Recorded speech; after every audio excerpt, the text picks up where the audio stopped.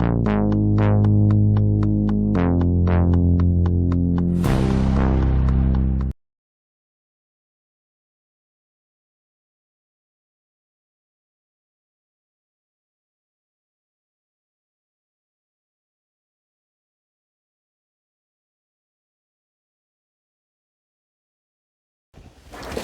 right, guys. Take two. Good evening, everybody. I don't know what happened. Somehow I turned off the camera on the first go around. Guys, we're going to talk about a couple subjects tonight. One, I'm going to recommend a tool to you. Now, this is not your normal ham radio tool, but if you're going to build benches, do any kind of minor construction work, this is an ideal tool to have.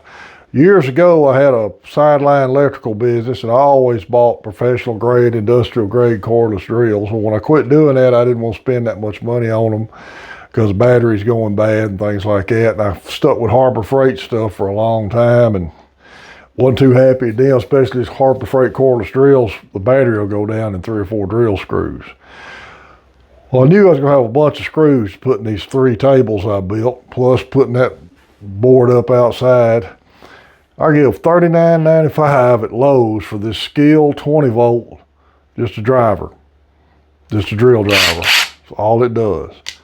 And I charged it one time and have built all these tables, put the walls up, and also went to Harbor Freight, picked up one of these accessory bit kits, and man, I can't brag on that operation there enough. That's saved a lot of time and trouble, made this build go a lot faster. And like I said, one charge, I built all 3 tables, screwed everything together, that out there. So if you need a tool like that and you don't want to spend a lot of money, I know Milwaukee's are a lot better than DeWalt's, but a $40 skill is hard to beat. Guys, we're going to talk about another subject that may turn the experts loose on me, I don't know. VHF, UHF crossbanding is something we've kind of started doing here in our group. Jeff started it. Kent does it. Where you set up a VHF, UHF radio, it's got crossband repeater function.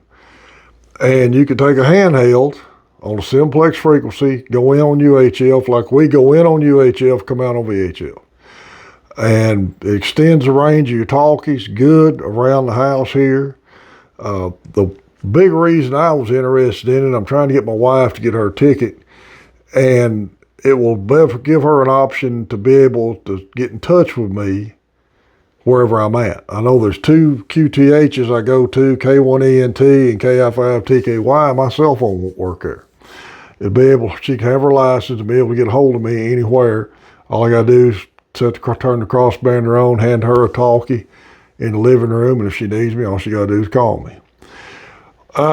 Been reading, Michael Martin's had an article on the internet. He's one of the YouTubers. I can't remember his call sign, but talking about crossband repeat and the gray area of it being how legal it is. A lot of people are going to say you need to have an ID on it. And basically what he said, as long as you're not causing interference to another operator or repeater site, probably not, FCC is not going to really worry about it too much. The whole IDing thing, I have heartburn with saying you'd have to have I agree with a repeater idea, but this kind of crossband thing, you're IDing as control operator, and the guy you're talking to is going to ID. I'm not too concerned about that. I'm sure somebody's going to correct me on it.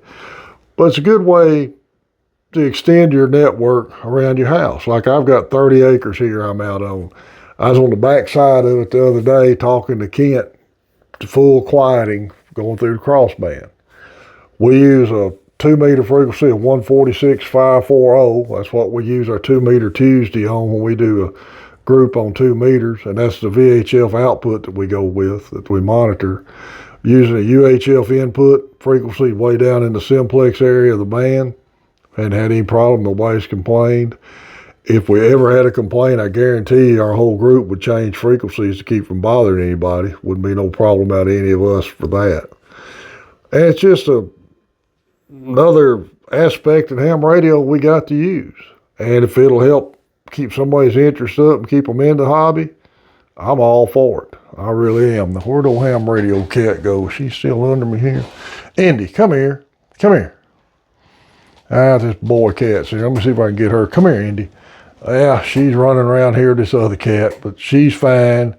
She hadn't got used to this new shack yet, so she ain't figured out her way around in here.